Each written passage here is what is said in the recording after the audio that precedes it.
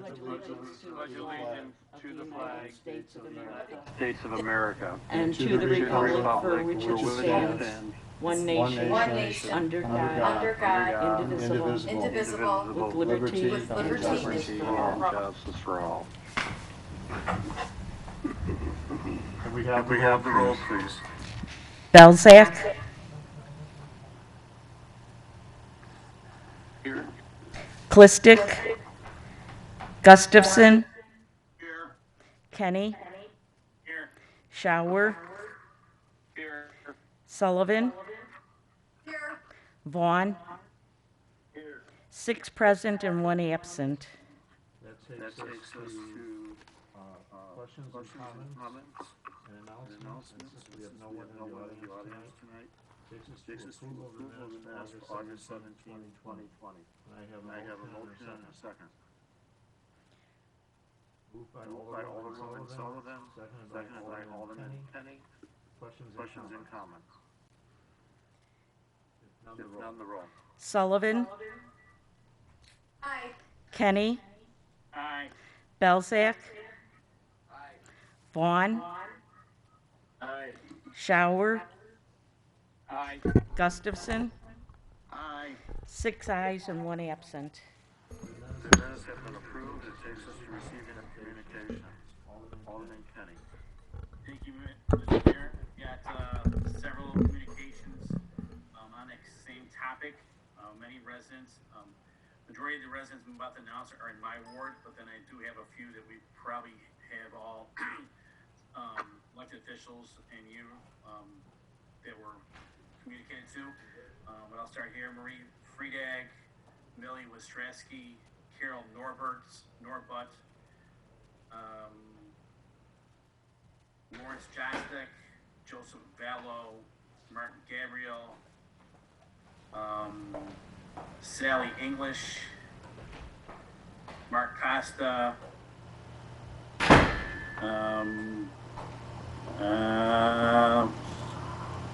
Tom Hines, Nancy Brigado, Robert Larson,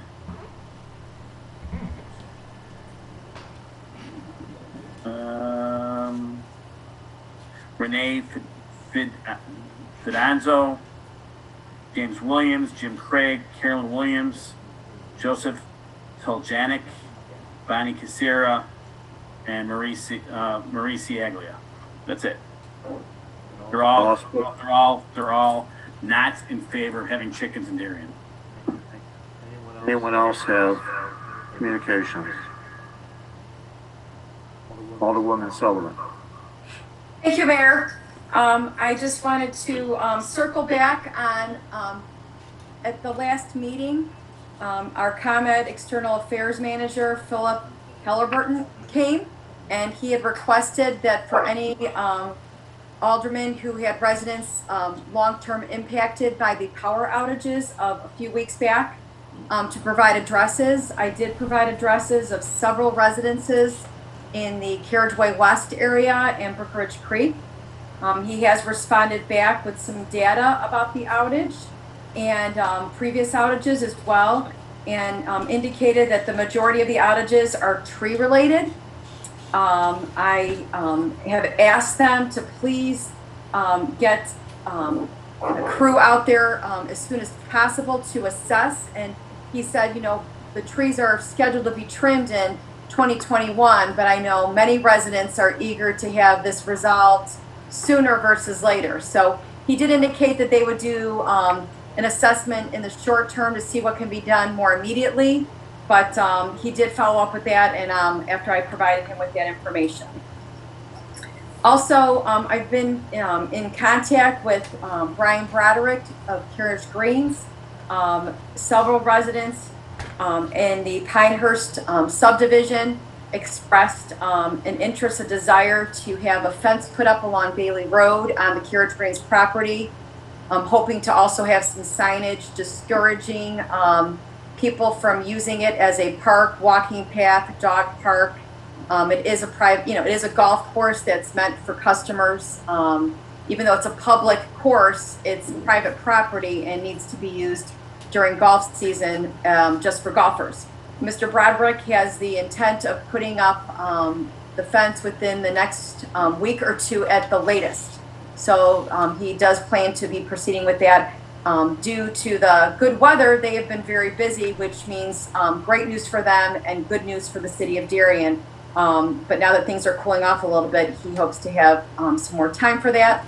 And I also had a resident on Evergreen Lane with some tree issues, and the crew from Carriage Greens came over, took care of some of the debris in his own yard and removed it.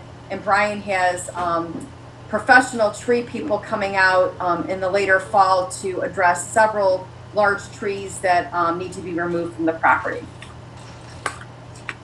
And just echoing, Joe Kenny shared a long list of residents opposed to chickens. I've received several emails from those same people, along with Kelly Glisson, expressing that chickens be not allowed in Darien. And I have also heard from other residents that definitely there needs to be an ordinance put in place restricting the number of chickens and fencing and privacy, that, you know, it needs to be pretty stringent if we are going to allow any number of chickens in Darien. Thank you, Mary. Thank you. Anyone else? Hey, Mr. Mayor, Mary, Alderman Sullivan makes a good point. I did have in those communications, the majority of them were no, but what they did say, however, if we are going to have them, please, we need an ordinance that's strict. So, you know, let me add to that, and I apologize. Any other aldermen have a communication? I received several emails for the same topic on chickens. Some of the same names: Christina Nemitz, Marie Friday, Lou Mallers, which was forwarded to me by Mary, and Millie Ostrowski. Those were all against. I also had one from an Elizabeth Monahan, who supported the idea of having chickens with an ordinance. I wanted to share that as well. Anything else? Okay, that takes us to our mayor's report. And tonight, while I have a few items, I'm going to introduce our actuary, Jason Franken. Jason, you kind of come forward and provide us with your report tonight. And we're going to let Jason give his report, and if you have questions, we'll let you ask Jason after he's done with his report. Okay, thank you. I'm here tonight to discuss the May 1st, 2020 actuarial evaluation.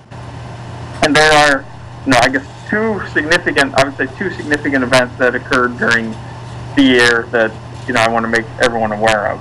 One, obviously, the reason we're on Zoom tonight rather than having everyone here in the room is the pandemic, which had a significant impact on the investment returns for the year.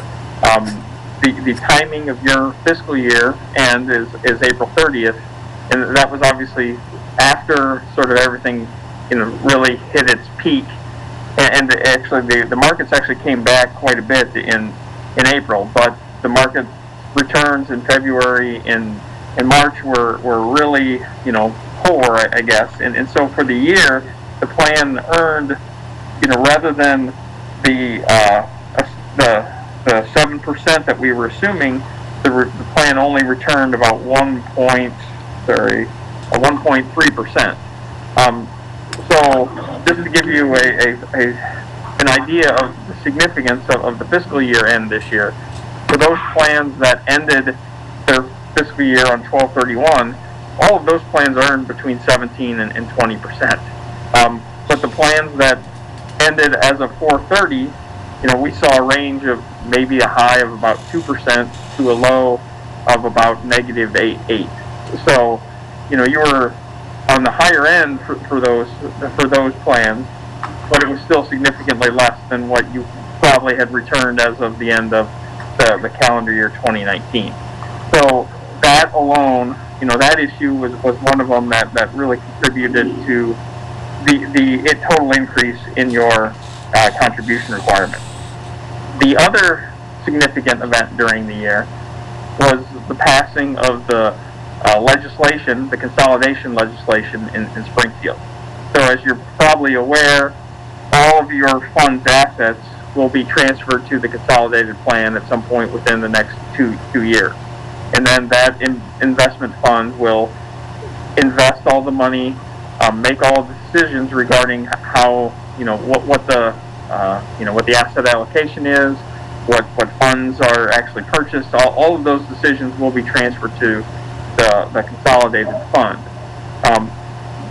That will, like I said, take place within the next 2 years. But also as part of that legislation, which again was passed in Springfield, that was not something that was passed at the city level. It was passed in Springfield by the legislature. As part of that, there was also an increase to the Tier 2 benefits. If you recall, anyone hired after 2010 gets a lower level of benefits than those that were hired prior to 2011. And so while those benefits are still less than the Tier 1 benefits, they are larger than what had been promised prior to that legislation. So that also contributed to an increase in your pension contribution requirement for the year. And it's not significant, or it's not insignificant. Well, I will say, rather than the double negative there, I apologize. It was a significant increase to your pension contribution. So with that in mind, if everyone could flip to page 5 of the report, you'll see that we've outlined the city's recommended contribution at the bottom of the table in the middle of the page. Last year, the contribution was just over 1.9 million, and this year we're showing a recommended contribution of nearly 2.1 million. So it's almost a $200,000 increase to the contribution requirement for the year. And to give you a little bit more detail, if you want to flip ahead to page 14 of my report, this breaks down, why the contribution increased as much as it did. On page 14, row 1 has last year's amount, 1.9. Row 3 has the $2.1 million. And then row 2 shows you all of the items that contributed to the increase. The three main ones, and I've talked about two of them. One, the investment return. The smooth return, keep in mind, even though the plan only earned 1.3, we don't take that entire hit immediately. We spread it out over a 5-year period. And even with that smoothing, the poor investment return led to an increase of about $48,000 in our contribution requirements. The next item, which is contributed over $50,000, was basically the pension ramp. That's what it says, the increase in the amortization payment due to the payroll growth assumption. In other words, that's the pension ramp. The escalation that's built in to the Illinois Pension Code that produces a more backloaded contribution requirement. That's a number that that's based on the current methodology that's sort of baked into our contribution requirements every year going forward. So even if things went well next year, you're still starting out with an expected increase of about $50,000 in your contribution requirement. Then the benefit change that I mentioned earlier, that added another $50,000. So between those three items, the investment return, the pension ramp, and the benefit changes, that's almost $150,000 of the increase. Some of the other items, are much smaller, like the active decrements. That's when people retire, the number of people that become disabled. They contributed slightly to the increase, but the vast majority of the increase is attributable to those three items that I discussed. If you flip to page 8, you'll see we have 3 columns on this page. The right-hand column is where we were last year. The middle column is where we were this year before we implement the changes to the benefits, the Tier 2 benefits. And then the left-hand column is where we ended up after the change. And you'll see that the unfunded liability, which is the second from bottom row, was $21.2 million. So the amount that your liabilities exceeded your assets last year was 21.2. It increased to 22.3 this year, and again, that's driven primarily by that investment return shortfall. And then it increased, about $119,000 for those people who have been around earning Tier 2 benefits that had their benefits increase overnight as a result of that legislation, since it had not been funded. The funded ratio is a similar pattern. Was 58.1% last year. It went down a little bit to 57.7 this year, and then a little bit more down to 57.6% after those benefit changes. So as you can tell, the plan is not a whole lot different than where it was last year. The one thing that has changed is that we have a significant amount of unrealized investment losses that we have to recognize over the next few years due to the shortfall last year.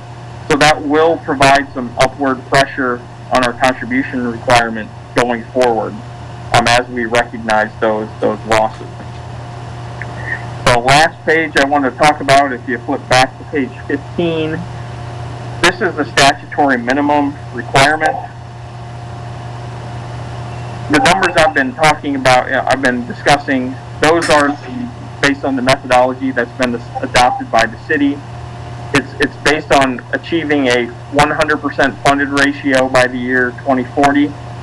What's in the state statute, however, says that that the city can contribute, up to a 90% funded ratio by the year 2040. So effectively, you could ignore 10% of your liability and deal with it at some point in the future. It's based on our discussions, we don't believe that that's a fiscally sound approach to funding a pension plan, or frankly any sort of debt. We recommend making contributions to pay it down sooner rather than later. And the state says that the city has to contribute at least $1,777,000. That's significant. That's over $300,000 less than our recommendation. And again, that's just based on funding to 90% rather than funding to a full 100% funded ratio. I like to equate this statutory minimum approach to funding the minimum on your credit card bill each month. So if you have a $1,000 bill and there's $100 of interest accruing on that, the credit card company says you can make a $25 payment and you've met your obligation for the month. But if you take that approach, what have you really done? You had $100 of interest, you made a $25 payment, your next month's balance isn't going to go down. In fact, it's going to go up. It's going to go from $1,000 to $1,075. And that's really what this state minimum approach to funding is, and that's why we don't recommend using that approach, because it's just going to create a deeper and deeper hole, when it comes to the unfunded liability that exists in the plan. So with that, I've tried to keep my comments short. There's about 50 pages in my report, but I'm happy to answer any questions or address any other issues that anybody has. Any questions for Jason? Mike Corin, our treasurer, would like to say something. Thank you, Jason. Going back to page 14, where it breaks down the $192,000 increase for this year. I do want to look at $50,000 increase in the amortization payment to the payroll growth assumption, and that's due to the ramping up over the next 20 years. Correct me if I'm wrong, I would anticipate that number will be even higher going over the next several years. Yes, you're absolutely right. So that number is designed to increase at 3.5%. And so, okay, hang on one second. Sorry, I've just been informed that I need to be up here for everyone to hear me. My question to Jason was on page 14, where he talks about the $50,000 increase in the amortization payment due to the payroll growth assumptions. He indicated that we could expect that going forward. My question to him was that I would anticipate that number to even grow further beyond the $50,000 per year, as we, just based on the way the calculations work. And he verified that yes, that was going to be the case. My next comment to him, and then I'll move aside so he can address them both simultaneously, is so we will have $50,000 plus an automatic increase, and then as he indicated, that investment return increase of $47,000, we're doing that on the smooth basis over 5 years. So for the next 4 years, we could expect at least another $47,000, and that's just assuming we hit the 7% bogey over the next several years. So going forward, we could expect this number to grow at a minimum of $100,000 plus going over the next several years. So that's my comment, and I'll let Jason address it from there. I think you're right. The amortization payment is designed to increase at 3.5% per year. So that number will continue to increase over time. It's not going to be 50,000. It's going to be a little bit larger than that next year. It's not 3% of the 50,000. No, it's 3% of the total amortization payment. So it's 3% of, at this point, almost 1.6 million. So it is a number that, like the name would suggest, the pension ramp is, isn't designed to flatten out. It's designed to increase. And then if regarding your asset smoothing comments, on page 25, this shows you a summary of the gains and losses that have occurred in the last 4 years. In 2017, there was a gain. You still have about almost $60,000 of that gain left to recognize this year. 2018 was pretty much a wash, just a very small loss. Last year was $180,000 loss. And then this year there was a $1.7 million loss relative to our 7% assumption. So there's almost nearly $1.4 million of unrecognized losses that we have that will flow into the equation over the next 4 years. So you're right that it might not be 47, it might be a little more than that, and it could be less depending on what happens this year. But you're absolutely right. There are unrecognized losses in the plan that are going to continue to push that contribution higher unless we have a really strong investment return that sort of wipes out some or offsets them, not wipes them out, but offsets them, going forward. So unfortunately, just the way the methodology is set up, it is designed to continue to go up and not plateau at any point, in the near future. Any questions? Michael, you might want to mention for the public who are watching why we choose 100%, why we do that. Jason said statutorily we could do it at 90%. I'd like you to share your philosophy and why we've paid at 100%. Yeah, usually I do talk about that as we get the levy next month, but you bring up a very good point as long as Jason is here. My recommendation, as long as I've been treasurer, which is 13 years now, has always been to fund this obligation at 100%. We know by the year 2040 we are going to have to be at least at the minimum of 90% funding. We've been funding it over these 13 years at 100%, yet we've seen our contribution, our annual contribution requirement go from $800,000 to over $2 million this year. All you're doing, and I think it's wrong, and I think this is how the state at least got in this kind of trouble in the first place, by trying to kick the can down the road. They've had whatever other uses for the money that were needed, and they used it for other things and then made the minimum contribution. I'm against that. I think as long as I'm here, my recommendation is going to be funded at whatever our obligation is. That being said, you don't know what other circumstances could be going forward the next year, 2 years, 3 years, depending on how this COVID goes. But it does offer us the flexibility of doing something less if we need to going forward. But that would not be my recommendation based on our current resources, on our current obligation. This question could be either to you or Jason, maybe both of you. The Illinois Municipal League is looking at the amortization schedule for other pension funds in the state of Illinois. And the police pension fund is in 2040, but others are 2050, 2060. And IML was actually looking to get the state to adjust that to spread the police pension fund to 2050, 2060. What are your feelings about that? And is that a good thing, or do you see that as a negative? Well, I'll give you my 2 cents first, and then I'll let Jason respond to that. Like I just said, in terms of kicking the can down the road, by adjusting it from 2040 to 2050 or 2060, that's all you're doing, because you're continuing to owe 7% on that obligation. It's compounding and growing faster and faster as time goes on. No, I don't think any elected politician in the state of Illinois would make the recommendation, but I think it's the correct recommendation. Maybe those 2050 should be brought down to 2040 so that they're all funded a similar time frame as the police pension is, as opposed to extending the police pension.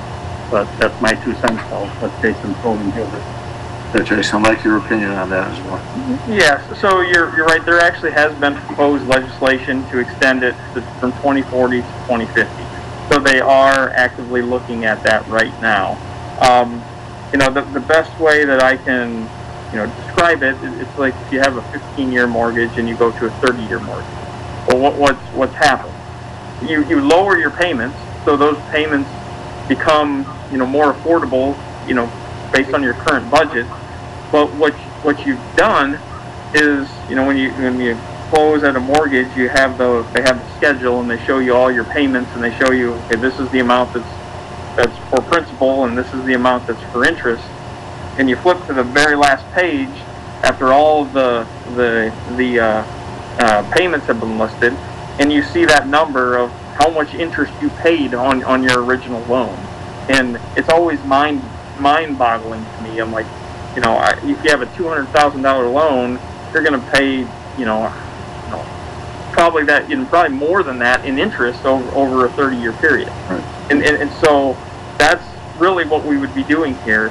There could be some short-term relief in terms of the contribution requirement, but what's the cost of that? The cost of that is that you're going to pay much, much more in interest over that extra 10 years than if you stayed on with your 15-year mortgage, if you will, at the 2040 date.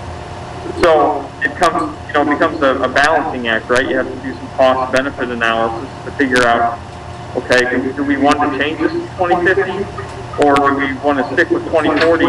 It's going to cost us more in the short term, but over the long term, we'll make out a lot better by keeping those payments higher. And maybe the answer is neither one of those approaches is the right answer. Maybe you rather than funding to a specific point in time, maybe you come up with some sort of funding approach that everything you're funding over a 15-year period all the time. Something similar to what IMRF is moving to.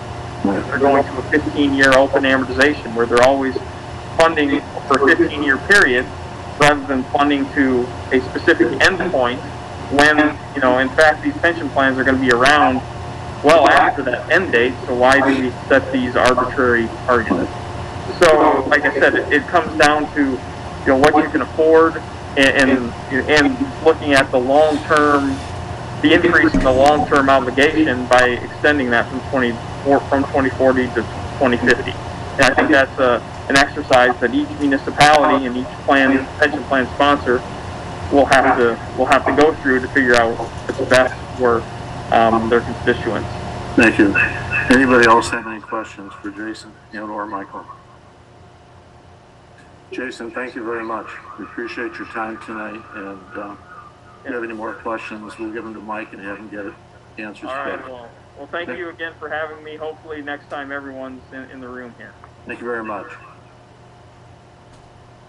All right, under our mayor's report, earlier Alderwoman Sullivan and Alderman Kenny mentioned the comments from residents regarding the issue of raising chickens in the city of Darien. And I just wanted the public to know that the City of Darien's Municipal Services Committee is meeting on Monday night, September 28th, at which point they will be looking at several items. One is a proposed ordinance based on information Mr. Gombeck has garnered from other municipalities, which would deal with conditions under which chickens would be allowed to exist in the city of Darien.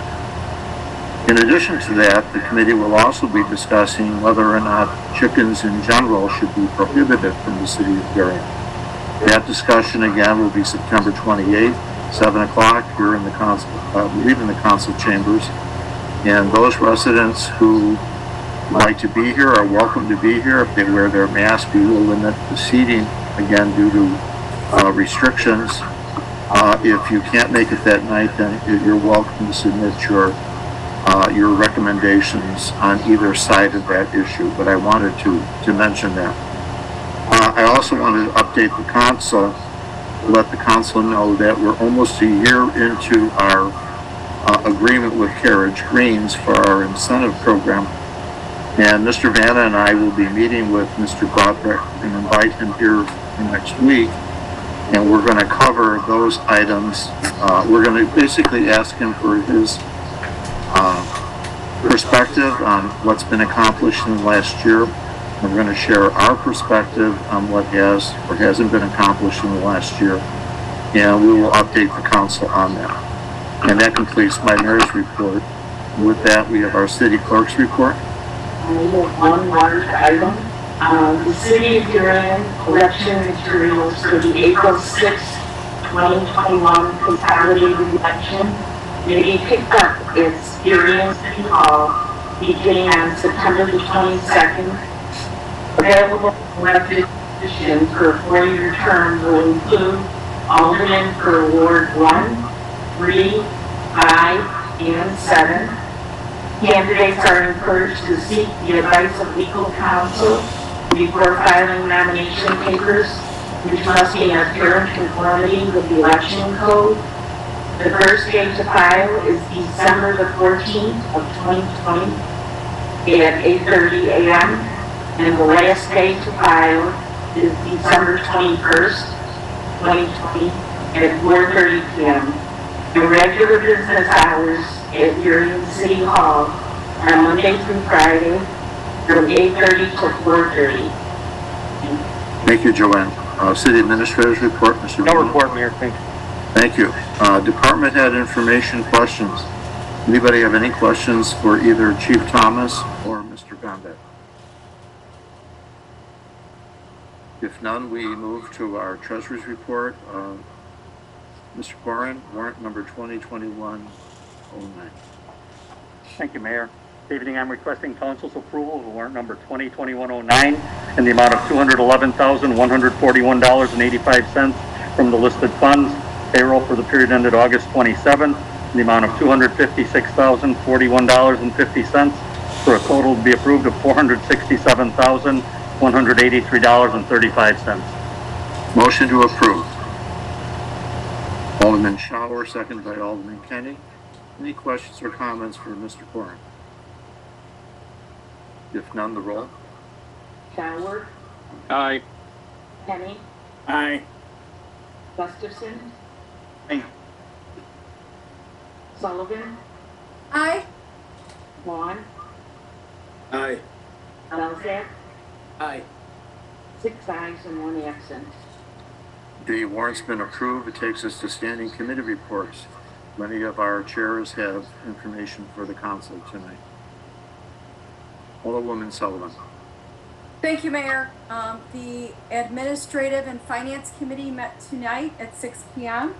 We had an opportunity to review the preliminary audit for last fiscal year, and we look forward to having our auditors present a final audit report at, I believe, the October 5th meeting, if not the following meeting. That would be City Council meeting. Our next Admin Finance Committee meeting is October 5th, in person, hopefully at 6 p.m. in the conference room. At this time, the mayor is still, I think, suspended other committee meetings, and so there is no next Economic Development Committee meeting at this time. Thank you, Mary. Alderman Belzak. Thank you, Mayor. As you already stated, Municipal Services will be having a meeting on Monday, September 28th at 7 p.m. in council chambers. Thank you. Alderman Kenny. Yes, Mr. Mayor, Police Committee meeting will be held on Monday, September 21st at 6 p.m. across the street parking lot in the police training room pending agenda items. And I have to say I missed a communication. It was because of me giving this report. It reminded me I did receive a phone call from Ralph Lodato on 71st Street. Chief, he was talking that they were drag racing down 71st Street. I did tell him to call 911 so he can kind of keep documenting these things. Thank you. Okay? Takes us to questions and comments related to the agenda. We don't have anybody in our audience, so we move to old business. There being no old business, we move to our consent agenda. And again, being nothing on our consent agenda, we move to new business, under which we have one item. Consideration of a motion to approve a resolution authorizing the purchase of upfitting one police vehicle in the amount of $19,779.51. Motion to approve. Alderman Shower, second by Alderman Kenny. Any questions or comments? If none, the roll. Shower, Aye. Kenny, Aye. Vaughn, Aye. Sullivan, Aye. Belzak, Aye. Gustafson, Aye. 6 ayes and 1 absent. The item has been approved. It takes us to questions and comments and announcement. Do the aldermen have anything they'd like to share with the council? If none, I would ask for a motion to adjourn. Moved by Alderwoman Sullivan, seconded by Alderman Gustafson. All in favor? Aye. Aye. Meeting is adjourned. Thank you, everyone. Take care. Thank you. Aye. Be well, everybody.